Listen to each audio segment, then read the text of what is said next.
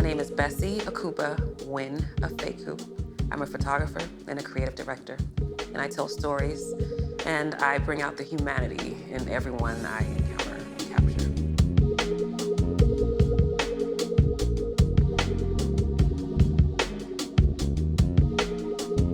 Even though my father was a Black American, he was a Rastafarian. So if you would have never known where he was from, you would have thought he was born and raised in Jamaica. And other Rastas respected him. And for them to respect an American man, that said a lot about who he was internally. So he was a reggae artist. So I was always involved in some type of cultural event or a concert or a party or something. I was always around people who did not think, look, act, live like me. So I'd be like 14 at these reggae parties that would be all night. And I'd have like a disposable camera just taking pictures of people. They'd be like, yo, that's Tony's daughter. All right. And I'm just taking pictures of people, you know? Because I'm just like, what are y'all, like, I'm just being that voyeur in a sense, just watching what everybody's doing, and I'm kind of invisible. So a lot of these pictures were just random pictures at parties that he would take me to, and I'd be the only kid.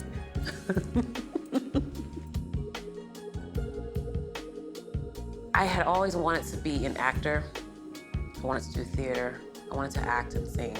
So in doing that, I found myself doing pageants and acting. So I went from being in front of the camera or in front of people being the main focal point, and then something just, it hit me. I was in my grandfather's bedroom one day, and in his bedroom, he was a photographer. He had photos of all these beautiful women on his wall, framed, but every woman, it seemed that they were telling a different story. He allowed them to tell a different story in those images. And it's at that moment I realized that I don't have to be the one being captured or being the focal point to tell a story for somebody else. I can guide other people to tell stories while I'm behind the camera. So it began that way. I enjoyed it as a child. However, now as an adult, I enjoy it more because I really, really see the value in the end product. You know, younger, it's like, oh, cool, I'm taking pictures. Hey, look at this picture, this is what happened. But now it's like, I'm taking this picture, and when that day comes that this client has gone to another journey, people are gonna look for these pictures. And these are the images they're going to refer to. Every time someone passes away, the first thing they look for is a picture. Period. And that's what I hold on to whenever I'm creating a visual story. I enjoy allowing people to be seen, especially Black people. I love photographing Black people, men, women, children. I don't just photograph Black women. I don't just photograph Black men, just Black people, because to be seen is to be loved. And a lot of times we aren't seen the way we need to be seen. And that I just enjoy sharing personal space with another person, allowing them to relax, get comfortable, and allowing me to see them. And allowing me to see them and let other people see them as well. So the images are testimonial and they're redemptive for people. And that's what I try to pull out every single time. My voice is quiet, but loud, strong.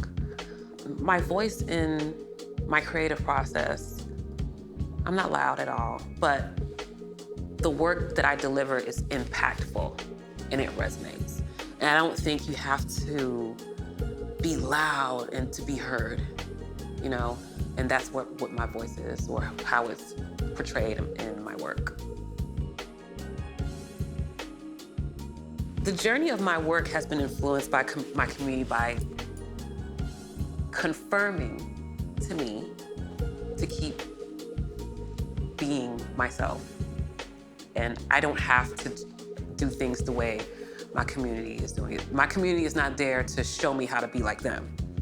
They are there to show me to be more of myself as a creative, and then just to provide that inspiration from a distance, so that, because as creative people, if we get too close to seeing something, somehow we'll end up doing it. And I try to avoid that as much as possible. So my community really just serves as a support system.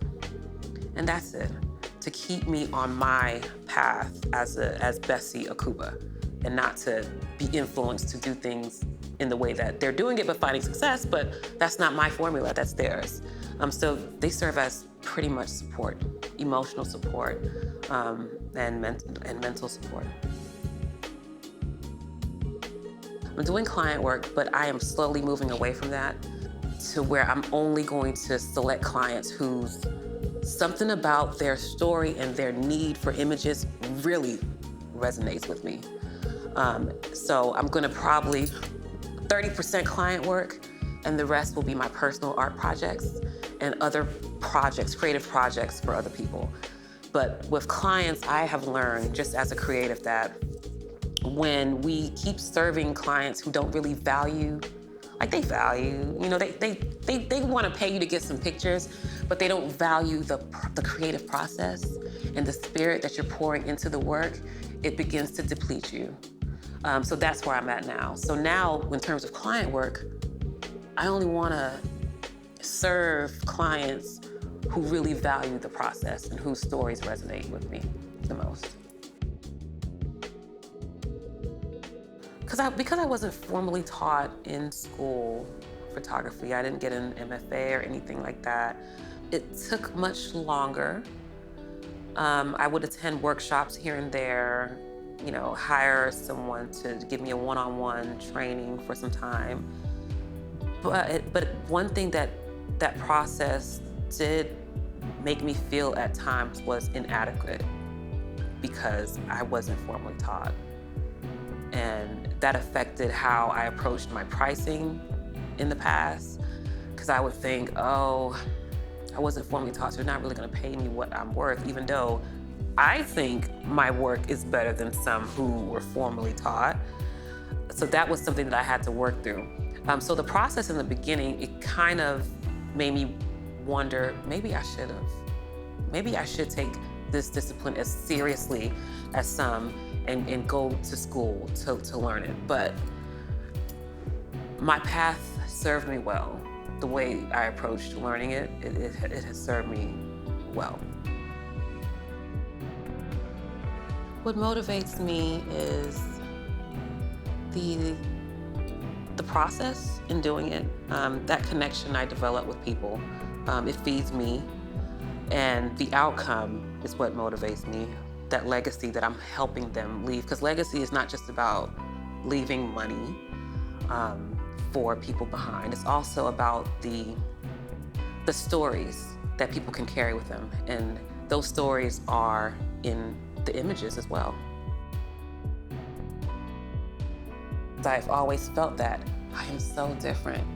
I'm not doing what everybody else is doing. My pictures aren't looking the way everyone else's pictures are looking. It doesn't look like I'm following a formula. And I think what differentiates me is the internal compass, creative compass that I'm allowing to guide me. It's not driven by being seen. It's not driven by money or being a famous photographer. I just want to create images that people can look at and tell the story of what was going on. And I think that's one of the things that differentiates me as a photographer, is that I'm creating legacy through imagery.